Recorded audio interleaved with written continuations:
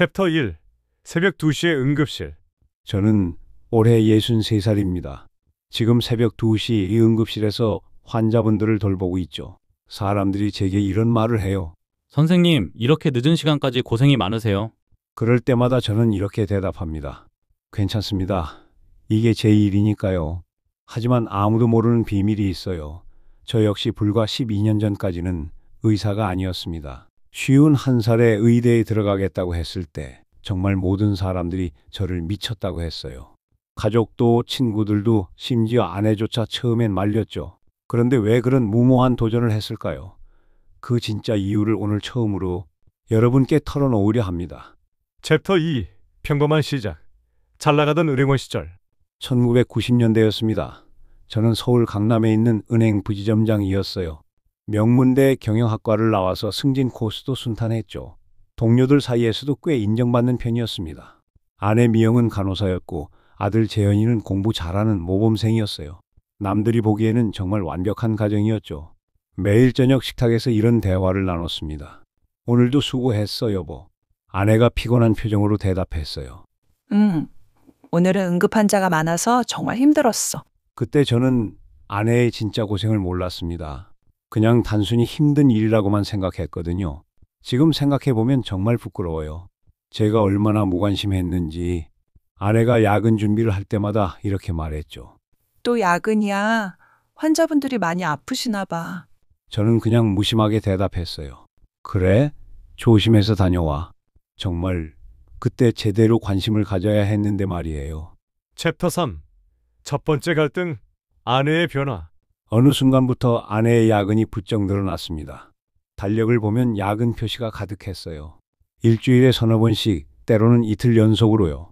집에 돌아오는 아내의 모습이 점점 지쳐갔습니다. 정말 오늘은 너무 힘들었어. 저는 걱정이 되면서도 어떻게 위로해야 할지 몰랐어요. 너무 무리하지 마. 몸이 먼저야. 아내가 쓸쓸하게 말했습니다. 무리해도 어쩔 수 없어. 환자들이 아픈데 어떡해. 저는 아내를 위로하려고 했지만 정작 의료진의 진짜 고충은 이해하지 못했죠. 그러던 어느 새벽 정말 우연히 들었습니다. 아내가 혼자 중얼거리는 소리를요. 당신은 환자의 아픔을 모르니까. 그 한마디가 제 마음에 깊이 박혔습니다. 복도에서 그 말을 들었을 때 정말 충격이었어요. 환자의 아픔을 모른다고? 그때부터였죠. 아내가 하는 일에 대해 진짜로 궁금해지기 시작한 것은 챕터 4. 운명의 밤. 아들의 사고. 그러던 어느 날 밤 갑작스런 전화 한 통이 모든 걸 바꿔놓았습니다. 박재현 학생의 보호자이신가요? 교통사고로 응급실에 오셨는데요. 머리가 하얘졌어요. 손이 떨렸습니다. 뭐라고요? 지금 어디에요? 당장 갈게요. 평생 병원과는 인연이 없던 제가 처음으로 보호자가 되어 응급실에 발을 들여놓았습니다. 수술실 앞 복도에서 기다리는 동안 정말 죽는 것 같았어요. 아내가 눈물을 흘리며 말했습니다. 괜찮을까? 우리 재현이. 저도 자책하고 있었죠. 내가 더 관심을 가져야 했는데 그때 처음 봤습니다. 의사 선생님들이 얼마나 신중하게 그리고 최선을 다해 환자를 돌보는지를. 간호사들이 환자 가족을 위로하는 모습도 봤어요. 걱정 마세요. 우리 선생님이 정말 실력이 좋으시거든요. 그리고 가장 충격적이었던 건 아내가 다른 환자 가족들을 돌보는 모습을 본 것이었습니다. 저게 여보가 하는 일이구나. 그제야 알았어요. 아내가 단순히 힘든 일을 하는 게 아니라 사람의 생명을 지키는 일을 하고 있었다는 것을. 챕터 5. 깨달음의 순간. 의사의 한마디. 다행히 아들 재현이의 수술은 성공적으로 끝났습니다. 수술 잘 끝났습니다. 다행히 큰 후유증은 없을 것 같아요. 저희 부부는 동시에 안도의 한숨을 내쉬었어요. 감사합니다. 정말 감사합니다. 그런데 집도의 선생님이 아내를 알아봤습니다. 미영 선생님이시네요. 몰랐어요. 아내가 겸손하게 대답했어요. 네, 저희 아들이에요. 그때 의사 선생님이 하신 말씀이 제 인생을 완전히 바꿔놓았습니다. 어머님이 간호사셔서 정말 다행입니다. 가족의 이해와 협조가 환자 회복에 큰 영향을 미치거든요. 그리고 저를 보시며 이렇게 말씀하셨어요. 부인분이 정말 훌륭한 간호사세요. 환자들 사이에서도 소문이 자자하거든요. 그 순간 제 마음속에서 뭔가가 무너져 내렸습니다. 나는 지금까지 뭘 했던 거지? 그동안 아내의 일을 단순 노동으로만 여겼던 자신이 너무나 부끄러웠어요. 병실에서 아들을 돌보는 아내의 모습을 보니 집에서 보던 것과는 완전히 달랐습니다. 재현아, 이렇게 누워야 해. 그래야 상처가 아물어. 전문가의 모습이었어요. 진짜 전문가의 모습이었습니다. 복도에서 혼자 생각에 잠겼습니다. 나도 사람을 살리는 일을 하고 싶다. 그때부터였어요. 제 인생이 완전히 바뀌기 시작한 것은 챕터 6. 충격적인 결심. 의대 입학 선언. 아들이 퇴원한 후 저는 가족들 앞에서 충격적인 선언을 했습니다. 나 의대에 가려고 한다. 정적이 흘렀어요. 모두가 당황하는 표정이었죠. 아들 재현이가 놀라며 말했습니다. 네? 아빠, 갑자기 왜 그러세요? 저는 확신에 차서 대답했어요. 이번에 병원에서 느꼈어. 나도 사람을 살리는 일을 하고 싶다고. 재현이가 걱정스럽게 말했습니다. 아빠, 나이가 너무 많으시잖아요. 그리고 의대가 얼마나 어려운데요? 맞는 말이었어요. 그때 제 나이가 51살이었으니까요. 주변 친구들도 모두 말렸습니다. 야, 승호야, 정신 차려. 그 나이에 의대라니. 은행 다니는 게 얼마나 좋은 직장인데. 왜 그런 모험을 해? 저도 흔들렸어요. 그래, 내가 너무 무모한 건가? 하지만 한 사람만은 달랐습니다. 아내 미영이가 진심으로 물어봤어요. 여보, 정말로 하고 싶어? 저는 간절하게 대답했습니다. 응, 정말로 하고 싶어. 당신처럼 환자를 돌보는 일을. 아내가 따뜻하게 미소 지으며 말했어요. 그럼 해봐. 당신이 정말 원한다면. 아내의 지지 그것만으로도 충분했습니다. 마침내 20년 가까이 다닌 은행을 그만뒀어요. 정말 인생에서 가장 큰 모험이었죠. 챕터 7. 진정한 반전. 숨겨진 진실. 51살 아저씨가 20살 대학생들과 함께 공부하는 풍경이란 정말 웃기죠. 학생들이 호기심 가득한 눈으로 물어봤어요. 아저씨, 진짜 의대 가려고 하세요? 저는 당당하게 대답했습니다. 응, 그래. 늦었다고 생각하지 마. 와, 정말 대단하세요. 2년간의 치열한 공부가 시작됐어요. 포기하고 싶은 순간도 정말 많았지만 아내의 응원이 힘이 되었습니다.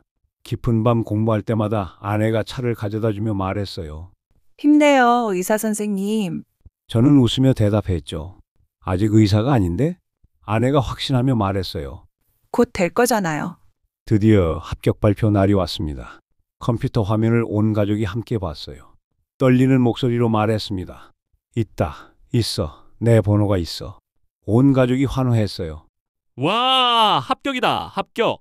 53살에 드디어 의대에 합격했습니다. 축하하는 가족들, 포옹하는 저희 부부. 아들 재현이가 자랑스럽게 말했어요. 아빠, 정말 대단해요. 그런데 갑자기 아내가 진지해졌습니다. 여보, 사실 당신이 의사가 되길 바란 이유가 있어요. 저는 궁금해했어요. 무슨 말이야? 그때 아내가 지금까지 숨겨왔던 진실을 털어놓았습니다. 병원에서 일하면서 환자 보호자들을 많이 봤어요. 의사 선생님께 모든 걸 의존하면서도 때로는 이해하지 못하는 모습들을. 잠시 침묵이 흘렀어요. 아내가 눈물을 글썽이며 말했습니다. 그때마다 생각했어요. 우리 남편이 의사였으면, 환자와 가족의 마음을 진짜로 이해하는 의사였으면 좋겠다고. 저는 깊이 감동받았어요. 당신이 그런 마음이었구나. 아내가 웃으며 말했습니다. 이제 정말 자랑스러운 의사 선생님이 될 거죠? 아내는 오랫동안 제가 그런 사람이 되기를 바라고 있었던 거예요. 챕터 8. 마무리. 12년 후의 현재. 그리고 12년이 흘렀습니다. 지금 저는 응급의학과에서 가장 존경받는 의사 중 한 명이 되었어요. 젊은 의사들에게 이렇게 말합니다.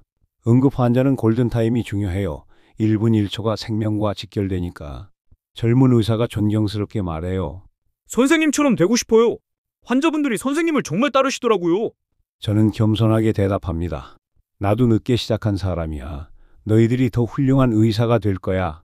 환자 가족과 상담할 때 저는 누구보다 그들의 마음을 이해해요.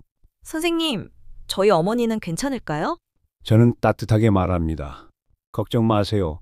제가 보호자였을 때도 똑같이 불안했거든요. 최선을 다하겠습니다. 환자 보호자의 마음을 누구보다 잘 아는 의사가 되었죠.